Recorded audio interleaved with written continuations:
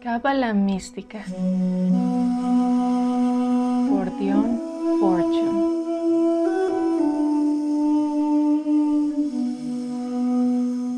Capítulo 3.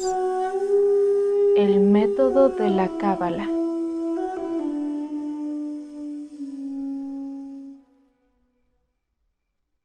Hablando del método de la cábala, uno de los antiguos rabís decía que si un ángel viniera a la tierra, tendría que tomar la forma humana para poder conversar con el ser humano.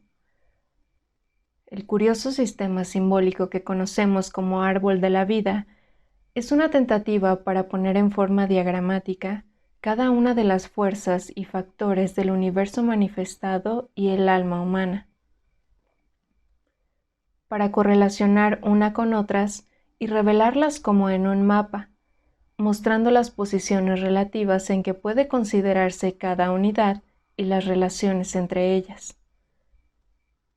En pocas palabras, el árbol de la vida es un compendio de ciencia, filosofía, psicología y teología.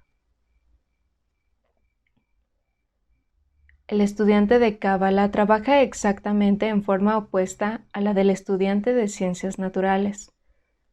Este último se forma conceptos abstractos.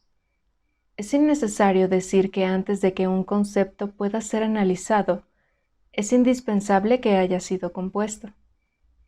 Alguien tiene que haber pensado primero en los principios que están resumidos en el símbolo que constituyen el objeto de la meditación del cabalista. ¿Quiénes fueron, pues, los primeros cabalistas que idearon ese plan? Los rabís están unánimemente de acuerdo en que fueron los ángeles. En otras palabras, que fueron seres pertenecientes a otro reino de la creación de la humanidad, quienes dieron al pueblo elegido su cábala. Para la mentalidad moderna, esto puede parecer tan absurdo como el cuento de que los niños nacen debajo de las coles. Pero si estudiamos los muchos sistemas del misticismo que se conocen en la religión comparada, encontraremos que todos los iluminados están de acuerdo en ese punto. Todos los hombres y mujeres que hayan tenido una experiencia práctica de la vida espiritual nos dirán lo mismo. Esto es, que han sido enseñados por seres divinos. Y seríamos muy tontos si negáramos el testimonio de tan numerosos testigos, especialmente si nosotros mismos no hemos tenido ninguna experiencia personal de los estados más elevados de la conciencia. Algunos psicólogos nos dirán que los ángeles de los cabalistas y los dioses y los manús de otros sistemas, mitología, panteones, etc., son nuestros propios complejos reprimidos. Hay otros, de visión menos estrecha, que nos dirán que esos seres divinos son las capacidades latentes que existen en nosotros mismos. Para el místico devocional, este no es un punto que tiene importancia. Él obtiene resultados y eso es lo único que le importa. Pero el místico filosófico, el ocultista, piensa sobre la materia y llega a ciertas conclusiones. Sin embargo, estas conclusiones solo pueden ser comprendidas cuando sabemos lo que quiere decir la realidad y podemos trazar una línea de demarcación definida entre lo subjetivo y lo objetivo. Cualquiera que esté familiarizado con los sistemas filosóficos convendrá que esto es pedir bastante. Las escuelas idostánicas de metafísica tienen sistemas de filosofía muy detallados y complicados, que tratan de definir estas ideas para que se pueda meditar sobre ellas. Y aunque muchas generaciones de videntes han dedicado toda su vida a esa tarea, los conceptos siguen siendo todavía tan abstractos que solo después de seguir un larguísimo curso de la disciplina que en el Oriente se llama yoga, puede la mente comprenderlos. El cabalista se pone a la obra de una manera completamente distinta.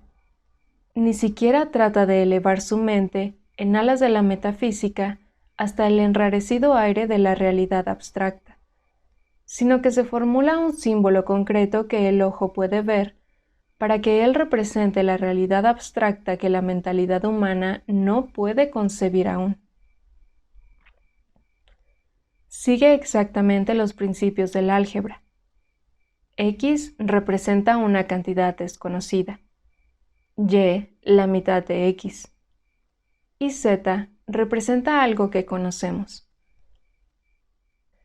Si entonces empezamos a experimentar con Y para encontrar su relación con Z, y en qué proporción pronto dejará de ser algo completamente desconocido, habremos aprendido por lo menos algo acerca de Y.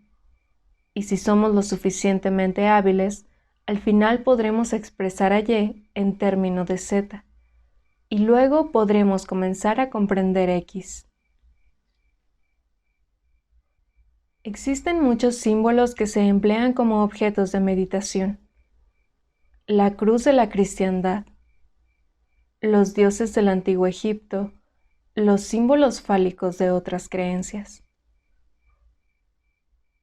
Los no iniciados utilizaron estos símbolos como medios para concentrar la mente e introducir en ella ciertos pensamientos, evocando así otras ideas relacionadas con aquellos y estimulando determinados pensamientos. Sin embargo, el iniciado utiliza un sistema simbólico diferentemente, lo que usa como un álgebra mediante la cual podrá descubrir los secretos de las potencias desconocidas. En otras palabras, usa el símbolo como medio para guiar el pensamiento hacia lo invisible o incomprensible. ¿Cómo lo hace? Utilizando un símbolo compuesto, porque un símbolo que fuera una unidad aislada no serviría para su propósito. Al contemplar un símbolo compuesto como el árbol de la vida, observa que hay relaciones definidas entre sus distintas partes. De alguna de esas partes sabe algo, de otras puede intuir un poco, o quizás, para ponerlo en otras palabras, puede adivinar algo deduciéndolo de los principios primitivos. La mente salta así de algo conocido a algo desconocido, y al hacerlo atraviesa cierta distancia, metafóricamente hablando. Es como un viajero que cruza el desierto conociendo la situación de dos oasis y hace una marcha forzada entre ambos. Jamás se habría atrevido a lanzarse al desierto partiendo del primer oasis si no hubiera conocido la situación del otro. Pero al final de su jornada, no solamente conoce mucho más acerca de las características del segundo oasis, sino que también ha podido observar el terreno que se encuentra entre ambos. Y así, haciendo marchas forzadas entre oasis y oasis, adelante y atrás, a través del desierto, va explorando gradualmente. Sin embargo, el desierto es incapaz de sostener la vida.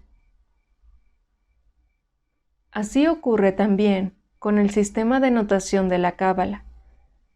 Las cosas que ofrecen no son pensables, y sin embargo, al ir de un símbolo a otro, se desenvuelve y piensa en ellos. Y aunque tengamos que contentarnos con mirar como a través de un cristal empañado, tenemos la esperanza de que ultérrimamente podremos ver las cosas cara a cara, porque la mente humana se desarrolla con el ejercicio, crece, se expande, y lo que al principio parece incomprensible, como las matemáticas superiores lo son para un niño que no puede ni sumar, finalmente se llega al punto en que se alcanza la plena realización. Pensando sobre una cosa, nos formamos conceptos sobre ella. Se dice que el pensamiento fue la consecuencia del lenguaje y no el lenguaje el resultado del pensamiento. Lo que las palabras son al pensamiento, son los símbolos a la intuición. Por curioso que pueda parecer, el símbolo siempre precede a la elucidación. Y por eso declaramos que la Cábala es un sistema en desenvolvimiento y no un monumento histórico. Actualmente se puede extraer más de los símbolos cabalísticos que lo que era posible obtener en los tiempos de la antigua dispensación, porque nuestro contenido mental es muchísimo más rico en ideas. Por ejemplo, ¿cuánto más significa hoy el Sefirá Yesod, en el que operan las fuerzas del crecimiento y la reproducción para el biólogo, que lo que significaba para el antiguo rabí? Todo lo que pertenece al crecimiento y la reproducción está resumido en la esfera de la luna. Pero esta esfera, tal como se representa en el árbol de la vida, está situada en tal forma que tiene otros senderos que llevan a otros sefirot. Por tanto, el cabalista biólogo reconoce que debe hacer ciertas relaciones definidas entre las fuerzas resumidas en Yesod y las representadas por los símbolos asignados a esos senderos. Meditando sobre esos símbolos, va obteniendo vislumbres de las revelaciones que no se le manifestarían al considerar solamente el aspecto material de las cosas. Y cuando llega al punto de elaborar esos vislumbres con el material de sus estudios, descubre que allí se encuentran ocultas importantísimas claves. De esta manera, en el árbol de la vida, una cosa lleva a la otra, y la explicación de las causas ocultas surge de las proporciones y relaciones existentes entre los varios símbolos individuales que componen este maravilloso jeroglífico sintético. Cada símbolo, sin embargo, admite diferentes interpretaciones en los diferentes planos, y merced a sus asociaciones astrológicas, puede ser asociado con los dioses de cualquier panteón, abriendo así nuevos y vastísimos campos de aplicación por los que la mente puede viajar incesantemente, pues cada símbolo conduce a otro en una ininterrumpida concatenación y asociación. Cada símbolo confirma a otro símbolo, de la misma manera que la unión de todas las ramas al unirse en un jeroglífico sintético, y cada uno de dichos símbolos es posible de interpretación en cualquier plano en que la mente esté operando. Este maravilloso y omniabarcante jeroglífico del alma humana y del universo, en virtud de su asociación lógica de símbolos, evoca imágenes en la mente, pero estas imágenes no se desenvuelven de cualquier manera, sino que siguen una línea de bien definidas asociaciones en la mente universal. El símbolo del árbol de la vida es a la mente universal lo que el sueño al ego individual. Un jeroglífico sintetizado de la subconsciencia para representar las fuerzas ocultas. El universo en realidad es una forma mental proyectada por la mente de Dios. El árbol cabalístico puede ser comparado a una imagen onírica que surgiera de la subconsciencia de Dios y dramatizara el contenido subconsciente de la actividad mental del Logos. El árbol de la vida es la representación simbólica de la materia prima de la conciencia divina y de los procesos merced a los cuales el universo vino a la existencia. Sin embargo, el árbol no solamente se aplica al macrocosmos, sino también al microcosmos, el que, como saben todos los ocultistas, no es más que una réplica del primero en miniatura. Por este motivo es posible la adivinación. Este arte tan mal interpretado y profanado tiene como base filosófica el sistema de correspondencias representado por los símbolos.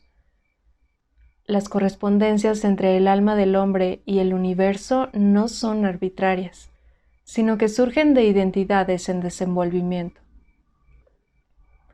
Ciertos aspectos de la ciencia se desarrollan en respuesta a ciertas fases de la evolución y por consiguiente involucran los mismos principios, reaccionando por tanto a las mismas influencias. El alma del ser humano es como un lago que estuviera en comunicación con el mar por un canal subterráneo. Aunque según todas las apariencias visibles, el lago está rodeado de tierra y encerrado por ella, su nivel sube o baja de acuerdo con el flujo y reflujo del mar, a causa de esta comunicación subterránea. Y así pasa igualmente con la conciencia humana. Existe una conexión entre cada alma individual y el alma universal, profundamente oculta en las honduras de la subconsciencia, y por consiguiente participamos del flujo y reflujo de las mareas cósmicas. Cada símbolo del árbol representa una fuerza cósmica o un factor. Cada vez que la mente se concentra en él, se pone en contacto con esa fuerza.